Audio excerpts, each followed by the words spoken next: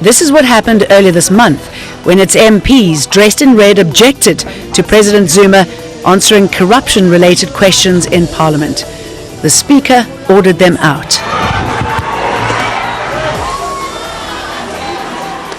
The ANC is now at a crossroads. Many say the Party of Liberation hasn't delivered on its promise to lift millions of South Africans out of poverty, and the continuing allegations of corruption is hurting the country's once vibrant economy. So what does the future hold for the ANC? Today we turn to a fierce defender of President Zuma and his party, Member of Parliament and Foreign Minister of South Africa, Ms Nkoana-Mashabane, talks to Al Jazeera. It's very good to see you here in Doha again. What we have seen several times happening in Parliament, an area that's supposed to be sacrosanct, just recently, another pretty violent brawl. Can you tell me what's happening there and what sort of message this is? There's so much positive happening in your country, by the way. I thought you'd remember that. I never forget the positive in the country, but unfortunately these are the issues that are most relevant. Let's talk about the most relevant issues. That you and I might be the same age group, but you have never carried a water can on your head. I did. When I was 10 years old. And not because I chose to. I marveled at a flush toilet because that was a pipe dream for me, but not for you. So things that you and I might take for granted because we come from different worlds, though we come from the same country. Is it relevant to talk about our different worlds now when South Africa is supposed to be forging closer ties with everybody in the country? Are these distinctions still relevant? Yes, they are relevant because people should not die for that. People can sit around the table and South Africa will remain a very important example that you and I can sit and talk about these things. And I'll tell you, it was hurtful. I've got a hole on my head here because I was carrying a water can and you were not. Okay, but what has that got to do with the brawl that we saw in Parliament? Can I finish? I'm a member of Parliament. For that matter, not appointed, elected. I go door to door to campaign for elections. I have to be a member of Parliament before I can become a minister. So I've gone through all that. I've been an activist at a very young age. I'm not doubting your credentials. Fighting not for Maite, but so that my children and my children's children and yours should not see the color of the skin, but see ourselves as South Africans. That Parliament, we used to see it from outside, and we never thought we would ever be allowed to just go sit in or at least go to a bathroom. But today we are members of it. That brawl, when it happens in other countries, it does not become a big hoo-ha. We did not, and we do not have time for such a brawl over nothing in our Parliament. But don't you think it's relevant considering what is happening in South Africa at the moment? That people say that it's going through a real crossroads. Can I finish? The South Africans I represent, my generation, who carried water cans, 80% of them today no longer do that. But the 20% don't want us to be doing the brawl you're referring to, but they want Parliament to remain sacrosanct, to remain dealing with their real issues, so that we can be able to clean out the 20% remaining or less of provision of basic services to ordinary South Africans. Things that other people think, if we were to talk about, would be crazy because they've never seen that. Can I tell you why I'm asking about the brawl in Parliament? Because Julius Malema told Jonah Hull on this program that if his party were to face that sort of action again from Jacob Zuma, these are his words. He said he would take power. Are you referring to President Jacob Zuma? No, I'm talking about Julius Malema saying he would take power by the barrel of the gun. I mean, how frightened are you when you hear that sort of statement? Where does it leave? I don't know. I think Julius can better answer that question of what he means by a barrel of the gun, because some of us had to raise small babies under our beds, fearing the barrel of the gun. So I didn't read about it. So it frightens you. So before I can get frightened by Julius, I'm frightened by seeing an old woman carrying a water can in the streets of South Africa in 2016, and I want us to hurry up.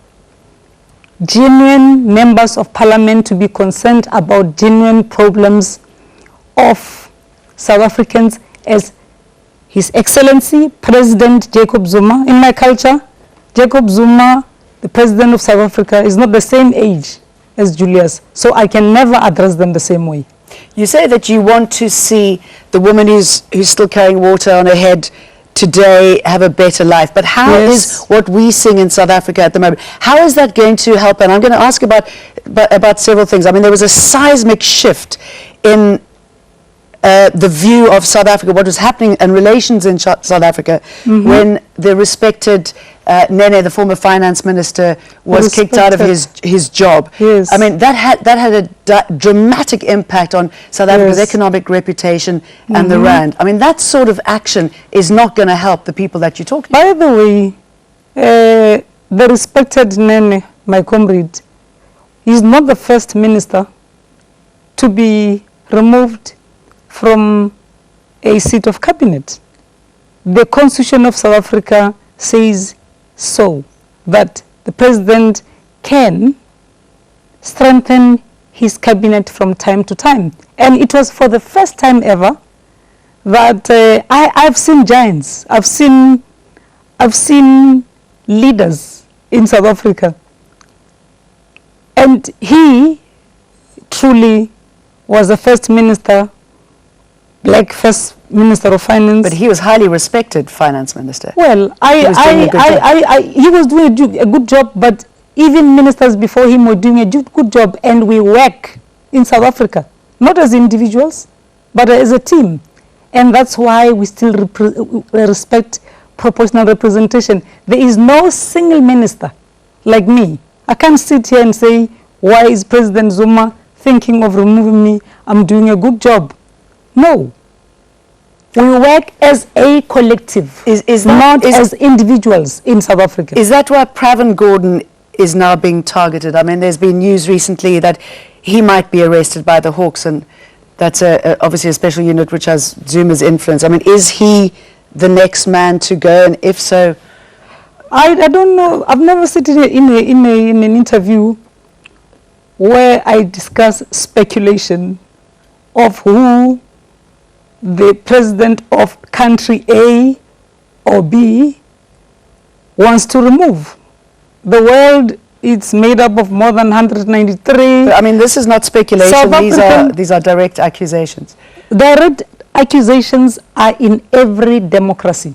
It's only in autocracies where you do not find people having to answer this or that question from agencies that have to deal with issues of law and order. It can be a Maite, it can be a president, it can be anyone.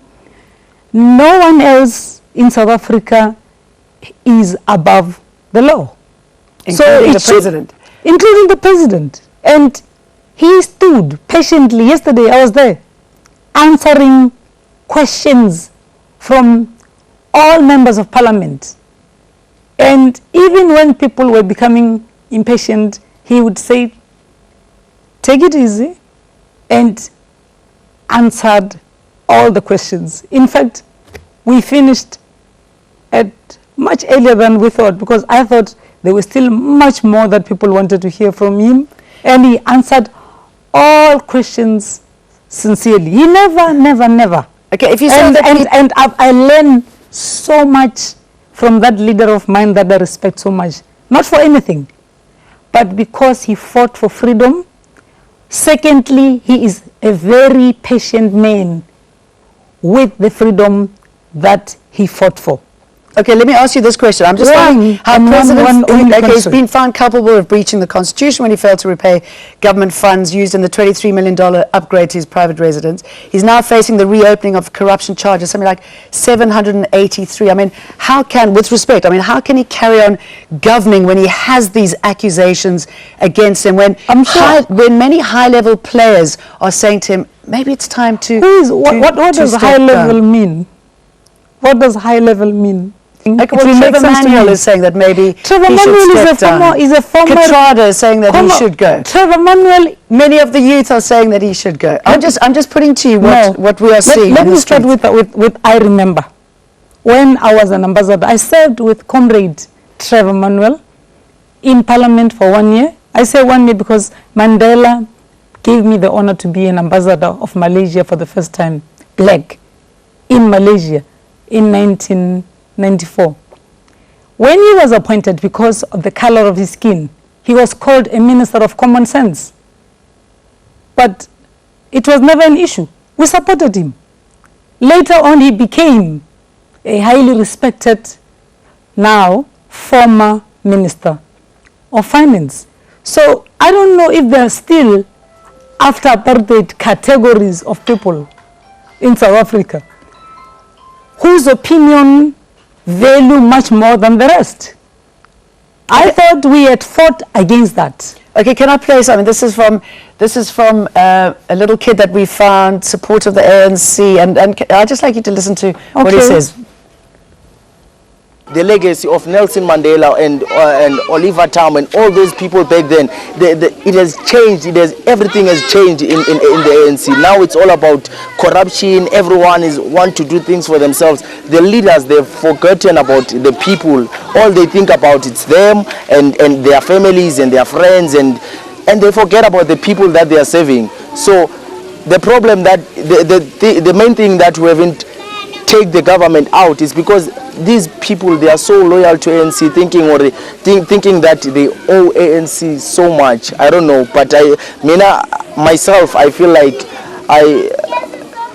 if there's nothing that is being done by the ANC, then they must just move out. I used to love ANC so much, but now political party, but I don't hate, but I don't like what the leaders of the political party are doing. When you hear comments like that coming from the young who are feeling down about what's happening in South Africa, how does that make you feel? This clip that you've just shown me, unfortunately, happens to sound like a clip of another very young person. This one, I don't know if he's 18, if he's qualified to vote as yet. It just so happened coincidentally that I'm a mother of 6 children, me, Maite, raising 5, and I'm a grandmother of 1. Congratulations. Thank you very much. Of a 6-month-old girl. I want, and my children say this to me, I walk into the house and say, "You spoiled brat," and they'll say to me, "What do you mean?" And I do this, I say this to them. Isafani, they say, that sounds like a slogan of another party. Have you resigned from the ANC?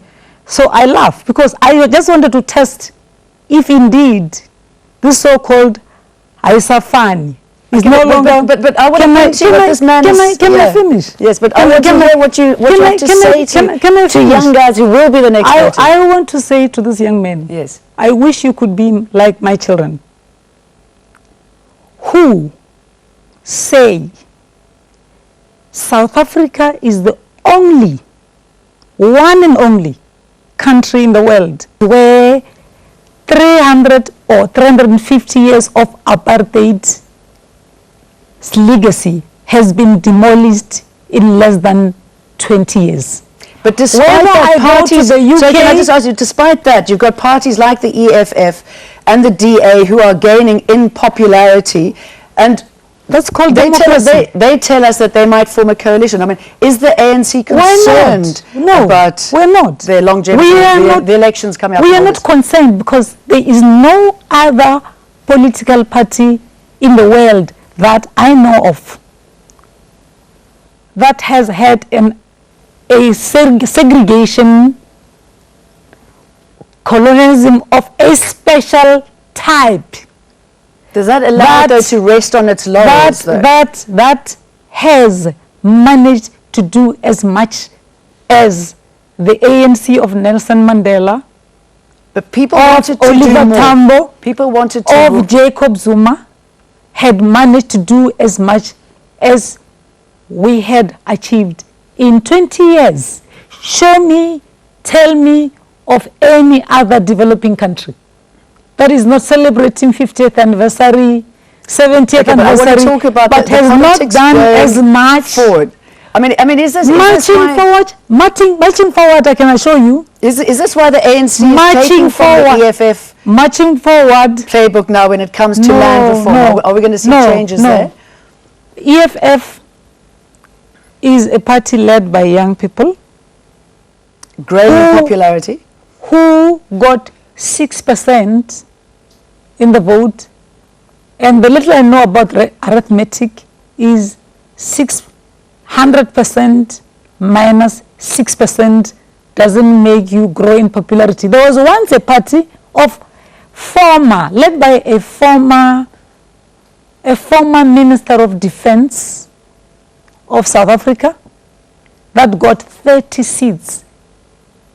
In the following national elections, they got 3 seats. Luckily, it's happening all in my lifetime.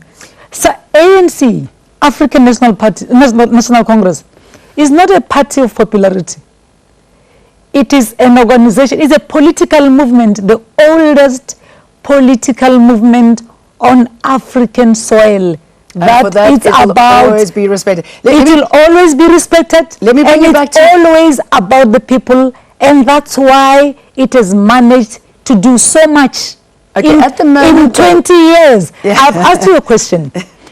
Give me an example or mention one country which has suffered an apartheid of a special type. I know, but it's still, managed to do away with it. Now is the time not to rest on its laurels. Okay, let me ask you now. So the economic problems, travails that South Africa is going through at the moment, and the political uncertainty, what sort of impact is this having on foreign policy? I mean, where does this leave the country? I don't know about political uncertainty, because I don't know of any gathering. South Africans, like me, want to know of what they put bread on the table. They want jobs, and South Africa is one of the very few countries, developing countries, that are globally intertwined. I asked one young man from Moody how many countries get assessed by them from the continent of Africa. He said, we haven't even started. We've started with you. And I asked him, as a black person, so you've started when? He said 1994. I said, where were you in 1994? I'm sure you remember this. When we had something called Operation Lifeboat, of sinking 6-7 banks that had nothing to do with black people. That black people spend 45% of their savings. I'm talking about the South Africa of the now that started in 1994, that I went to Malaysia as a young woman to represent. Let me ask you, looking forward to the American elections. Yes. And I know there's been a shift in South African policy away from the US. We're not as intertwined South Africa is not as intertwined as it used to be. How do you see the elections playing out? Do you have a favored presidential nominee? And what impact do you think it will have? Maybe my granddaughter, who happened to be named after me, will have a favored candidate of another country. But as for my children, are still concerned about their own country. And for your information, because you don't stay at home, South Africa is still as intertwined globally as it was. And that's why people want to know what's happening on a daily basis, and we answer all the questions. The days shall rise and shall set, and the sun shall set, and South Africa will remain a global player, a member of BRICS, a member of the G20, a member of all other respected multilateral institutions, a country that ran a very successful UNFCCC climate change negotiation, a country led by such solid leadership that the French people are still thanking us up to today, that they've never seen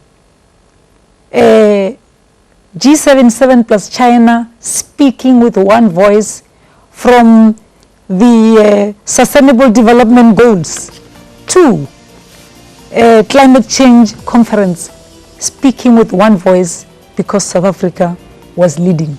Well, that's good to hear, and thank you for answering my questions. We have run out of time. My pleasure. So thank you very much. Pleasure. Thanks for talking to Talk to Us. Thank you.